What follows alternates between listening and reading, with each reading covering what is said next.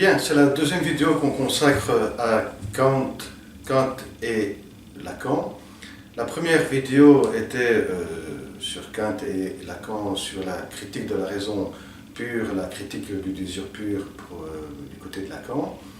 Et maintenant, on va passer à la critique de la raison pratique pour Kant et on pourrait appeler comme ça la critique du désir pratique pour Lacan.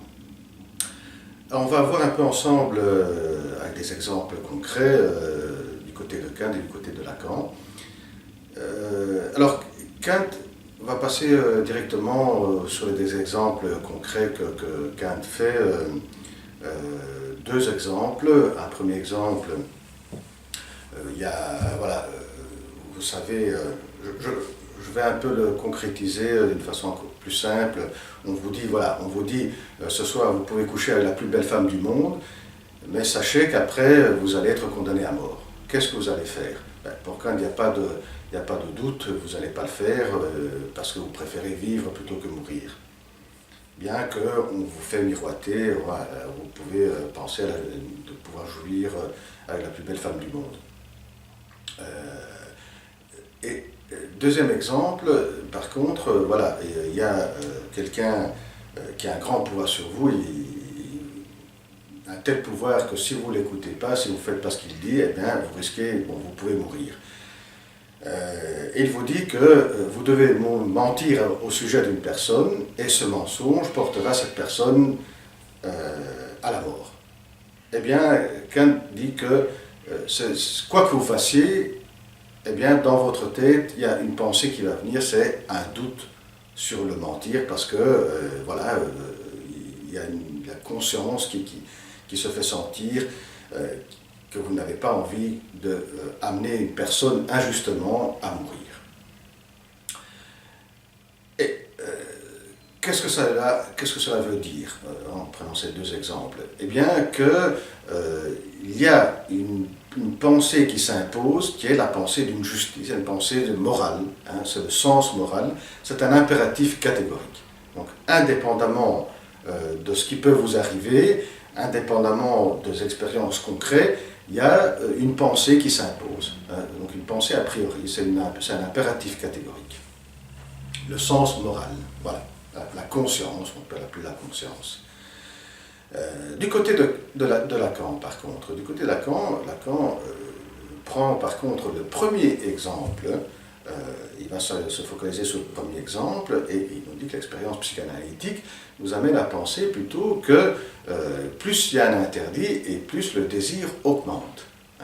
Et donc, quoi que vous fassiez, il y aura toujours cette pensée. Donc, quoi que vous fassiez dans le premier exemple, c'est-à-dire qu'on vous dit ce soir, vous avez la possibilité d'avoir un rapport sexuel, de coucher avec la plus belle femme du monde, mais vous risquez de mourir, eh bien, quoi que vous fassiez, quoi que vous décidiez, il y aurait quand même la pensée de faire l'amour. Donc cette pensée va s'imposer, et même encore plus parce que le désir sera encore plus fort, parce qu'il y a cet interdit, vous risquez de mourir, c'est un interdit, et donc vous aurez encore plus envie de coucher avec cette femme.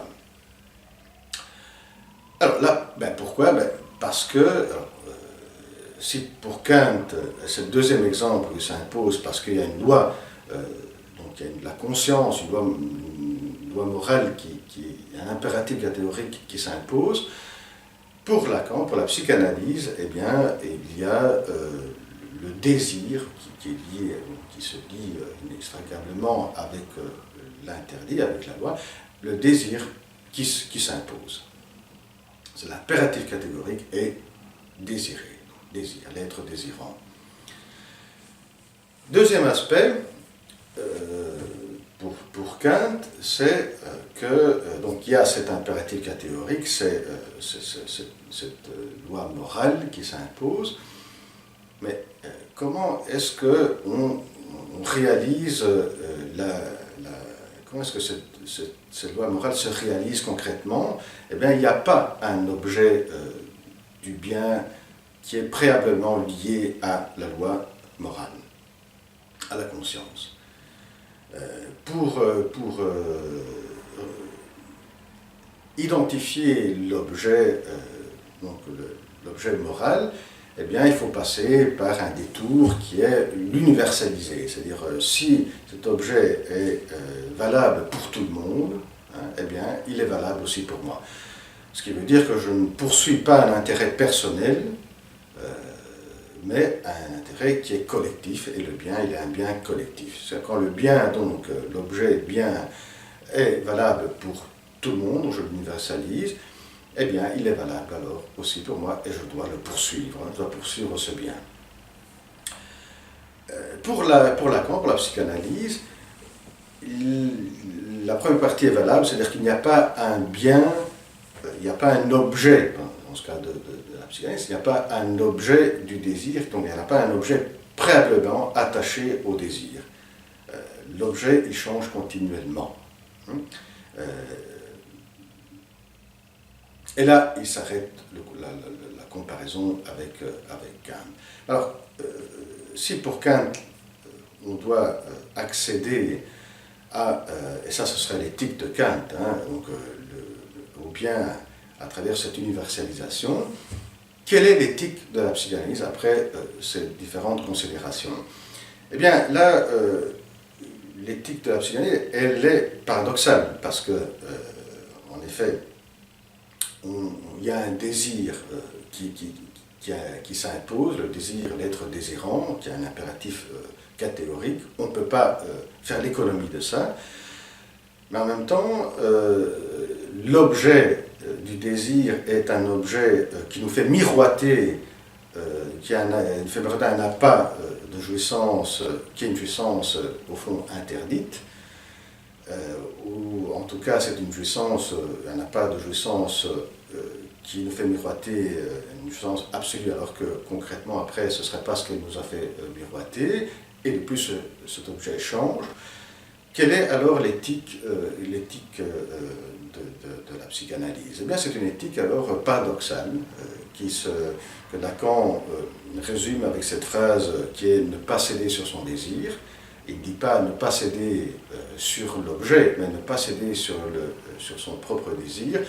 Et là, cette phrase, elle renferme un peu cette éthique paradoxale. C'est-à-dire on ne va pas céder sur son désir parce que nous sommes des êtres désirants, mais nous ne mettons pas l'accent sur l'objet parce que c'est un objet changeant et qui nous fait miroiter une jouissance qui, de fait, n'existe pas.